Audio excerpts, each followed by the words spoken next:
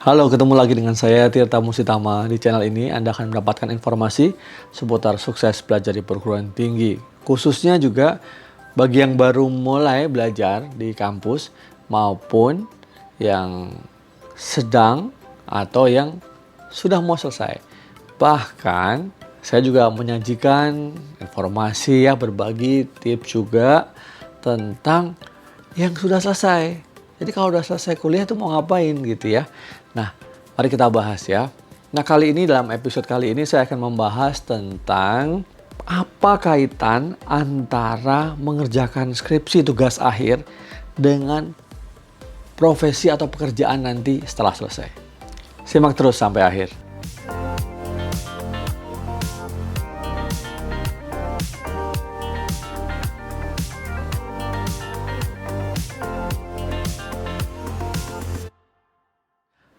Selamat datang di channel Tirta Musitama. Bagi yang belum subscribe, silahkan subscribe sekarang ya.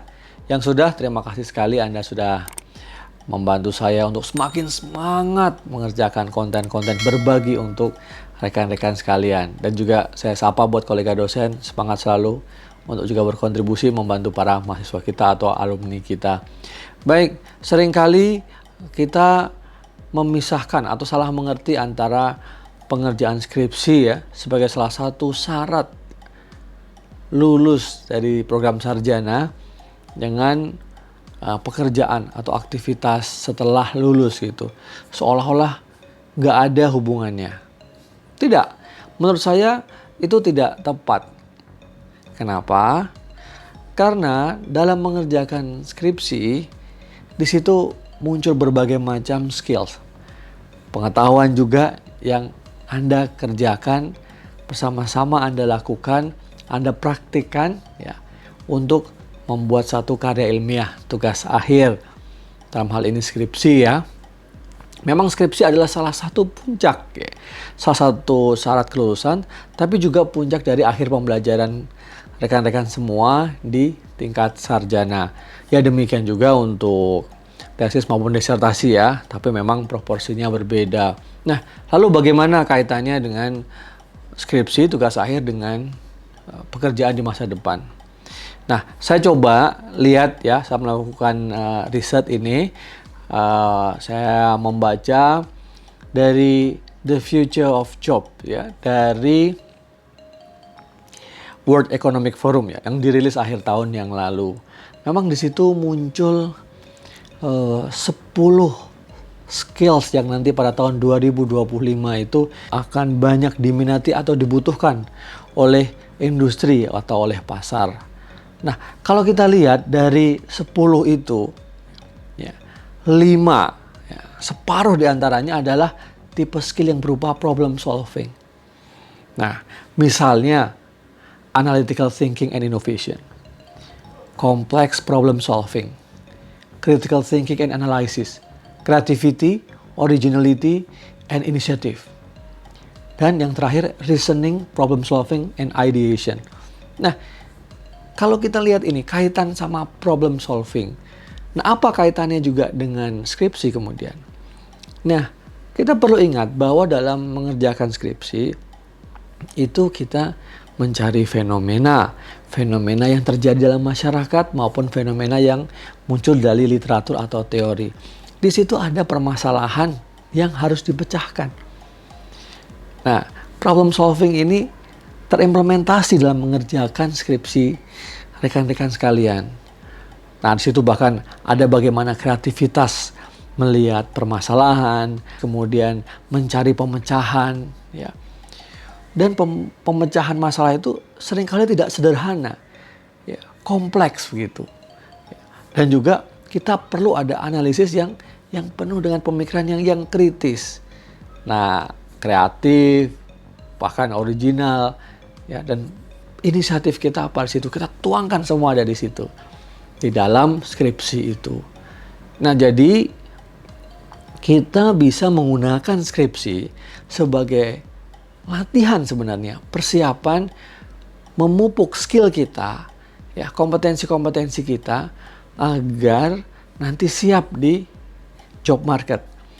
Ya tentu ini job market memang harapan kita semua ya, Anda sekalian kalau sudah selesai, salah satunya adalah bekerja. Atau Anda menjadi entrepreneur ya, Anda menjadi seorang pengusaha, memulai bisnis, mencoba apa saja yang sesuai dengan passion Anda nantinya.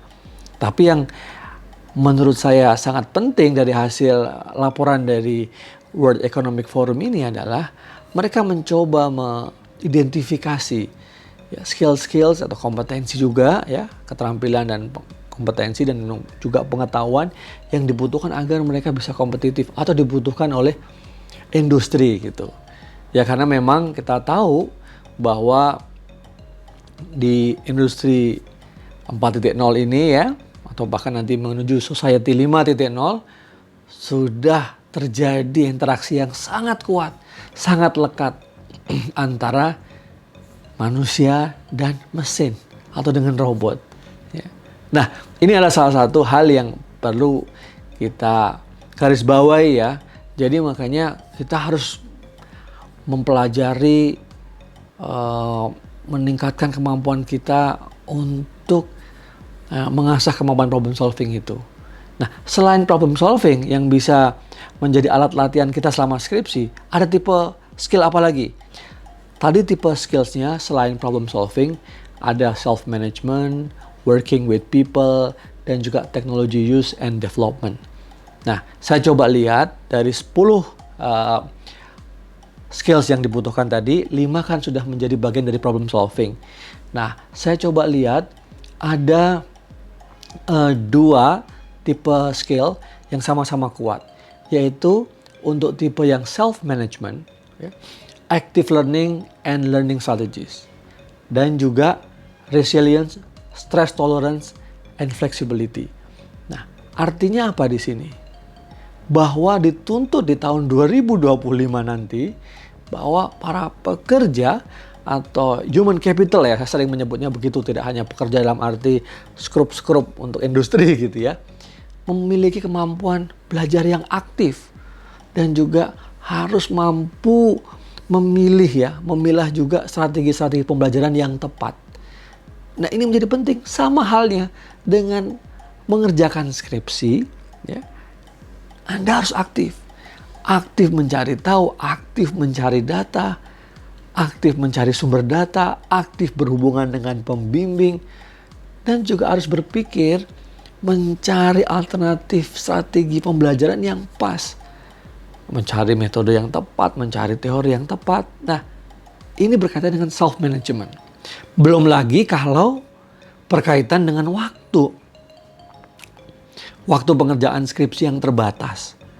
1 semester ya, atau yang efektif mungkin 4 bulan atau ya 4 bulan lah. Nah, di situ adalah self-management. Kemampuan mengatur waktu, mengatur diri ya. Dengan resources yang ada, bagaimana Anda bisa menyelesaikan dengan tepat waktu. Dengan waktu yang terbatas, bagaimana pekerjaan selesai. Nah, belum lagi tipe skill yang berikutnya ya, tipe skill yang masih masuk dalam self-management yang dilaporkan di sini adalah resilience, stress tolerance, and flexibility.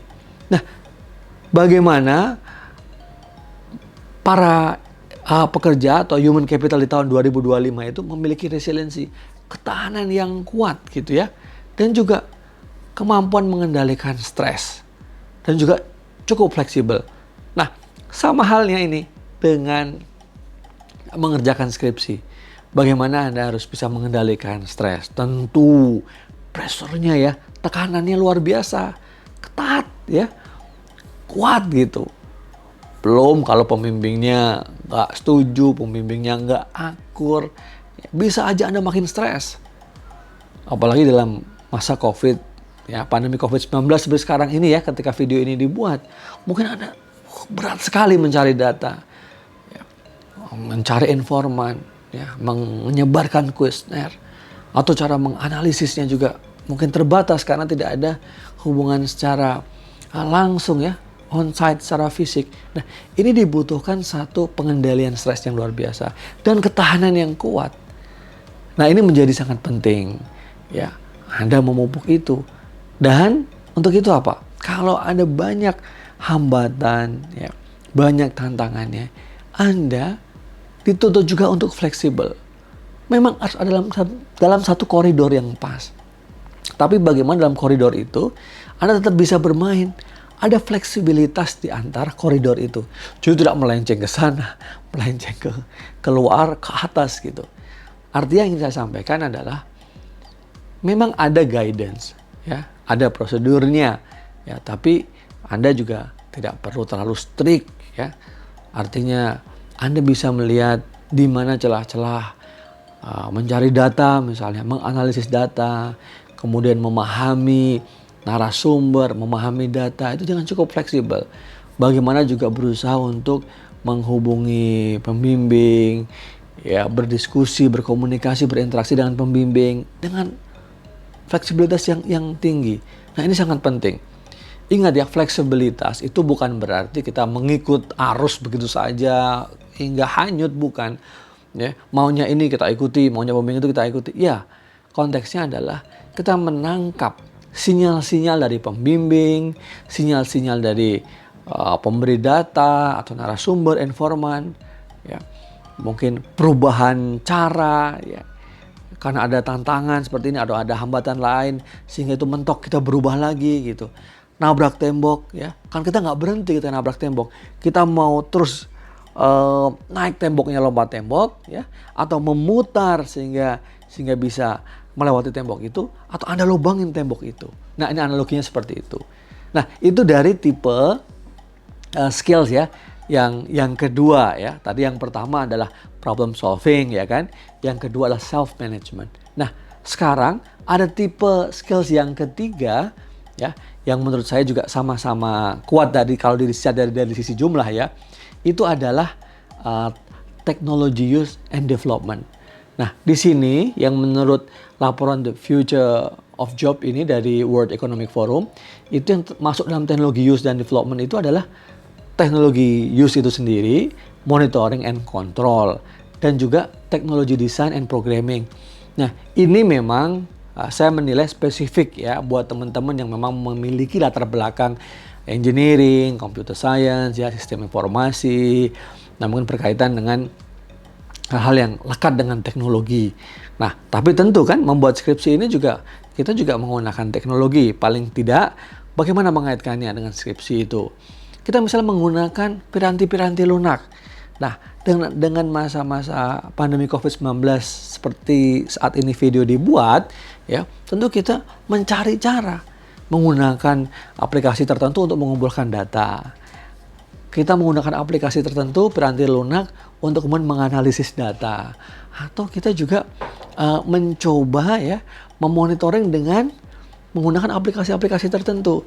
Misalnya penjadwalan, kan banyak sekali aplikasi-aplikasi yang tersedia, dan seringkali banyak yang gratis, ya. Memantau pekerjaan, ya, timeline-nya seperti apa, monitoring, kontrol gitu, ya.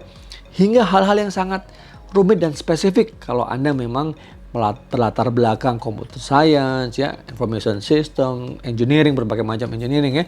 Mungkin electrical, ya, dan yang memang membutuhkan latar belakang teknologi, inovasi, ya, yang kuat. Nah, tentu di sini Anda dituntut juga, ya, bagaimana memiliki kemampuan mendesain teknologi, ya kan, melakukan programming, ya, coding. Bahkan coding ini sekarang sebenarnya sudah tidak hanya diperuntukkan oleh teman-teman yang berlatar belakang computer science gitu.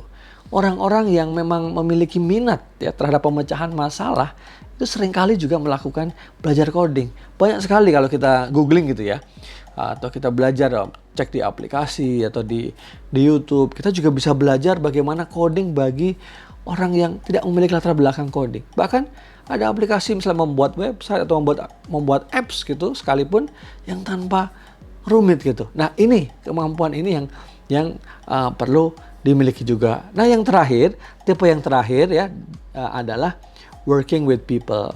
Walaupun jumlahnya dari 10 top skills 2025 yang diidentifikasi oleh World Economic Forum itu hanya satu, ya. Tapi menurut saya sangat penting, ya, dari leadership and social influence. Nah, ini adalah salah satu tipe keterampilan ya, working with people ya, menurut Forum Ekonomi Dunia itu yang sangat penting. Kenapa? Kepemimpinan ya, bekerja dalam kelompok, dan kalau misalnya Anda nanti diberikan kesempatan memimpin tim ya, sekecil apapun, 2 orang, 3 orang, sampai puluhan, ratusan, hingga ribuan orang, Anda sudah terbiasa. Nah, apa kaitannya dengan skripsi kemudian? Nah, leadership ini ya, termasuk menurut saya adalah bagaimana Anda mampu mengorkestrasi, bagaimana mengaitkan di situ ada kepentingan Anda sendiri sebagai peserta didik yang nanti ingin skripsi Anda selesai. Ada juga pembimbing, ya kan? Pembimbing bisa 1, bisa 2. Nanti juga kalau sudah ujian ada penguji juga, ya. Ada jurusan, ada narasumber, ya. Ada mungkin penyedia data yang lain, ada mungkin yang membantu analisis data, ya. Dan tenaga pendidikan, ya, dan dosen-dosen lain yang terkait dengan penyelesaian skripsi Anda. Nah, di sini paling tidak Anda bisa memimpin diri Anda untuk menyelesaikan skripsi Anda tepat waktu. Nah, kan kemampuan untuk berkomunikasi, berinteraksi ya. Ada social influence ya. Bagaimana Anda mampu ya memiliki pengaruh sosial. Kalau Anda mengaitkan hubungan satu dengan lain, tadi pembimbing dengan penguji, berkomunikasi dengan baik, di situ sebenarnya ya ada influence sosial Anda. Nah, meyakinkan pemberi data, meyakinkan narasumber, informan, dan lain-lain. Nah, ini menjadi sangat penting juga. Nah, itu tadi yang bisa saya sampaikan. Bagaimana kaitan antara skripsi, ya, menyelesaikan tugas akhir, ya apalagi kalau tesis atau disertasi ya, terutama kalau disertasi, tentu kaitannya dengan 10 top skills di 2025 yang dikeluarkan oleh World Economic Forum atau Forum Ekonomi Dunia, yang nanti diperkirakan akan mendominasi ya kebutuhan dari tenaga kerja ya, di pasar kerja, di industri di tahun 2025. Nah, tahun kapanpun Anda melihat video ini ya, sekarang yang masih di 2021, mungkin Anda menyiapkan diri, baru yang sedang skripsi maupun yang sudah selesai, Anda bisa melihat, mengasah diri. Apakah betul atau bagaimana mengefektifkan ya, penyelesaian skripsi Anda dalam upaya untuk mengarah ya, mengasah tercapainya beberapa skills lah, kalau nggak 10-10-nya ya, karena mungkin memang terlalu ambisius ya, terlalu berlebihan kalau dengan mengerjakan skripsi bisa mencapai semuanya. Tapi paling nggak Anda aware, Anda tahu bahwa oh ini ada 10 skills, mungkin dengan skripsi ini bagaimana saya memaksimalkan. Nah, artinya di industri 4.0 ya, yang bagaimana kaitan antara manusia dan mesin itu sudah bekerja bersama-sama, sudah saling sinergi begitu, aspek manusia masih menjadi hal yang penting. Jadi, jangan berkecil hati para mahasiswa yang di sosial humaniora, manajemen, bisnis, ekonomi, finance. Mungkin mesin suatu saat ya itu membantu pekerjaan kita, tapi saya yakin ada hal-hal yang tidak bisa tergantikan oleh mesin. Nah, kita nanti akan diskusikan hal lain lagi berkaitan dengan pekerjaan mungkin ya, berkaitan dengan profesi-profesi yang relevan ke depan, karena saya juga ingin berkontribusi buat kalian yang telah selesai sarjananya, S2 maupun S3-nya, sehingga punya gambaran, punya optimisme untuk meraih masa depan yang kilan gemilang. Baik, yang belum subscribe, yang sudah mendengar nih tadi paparan saya, kiranya menarik, silahkan subscribe. Dan kalau Anda suka video ini, silahkan like sekarang dan bagikan kepada teman-teman Anda. Sukses para pejuang skripsi. Saya tunggu komentar-komentar Anda. Kalau Anda punya pertanyaan, nih saya tanya nih ya, question of the day. Dari 10 skills tadi yang dikeluarkan oleh World Economic Forum untuk tahun 2025, menurut Anda mana ya yang menurut Anda paling penting? Silahkan tulis di kolom komentar ini. Nanti akan kita bahas di video-video selanjutnya. Sukses buat Anda sekalian. Sampai ketemu di video-video saya selanjutnya.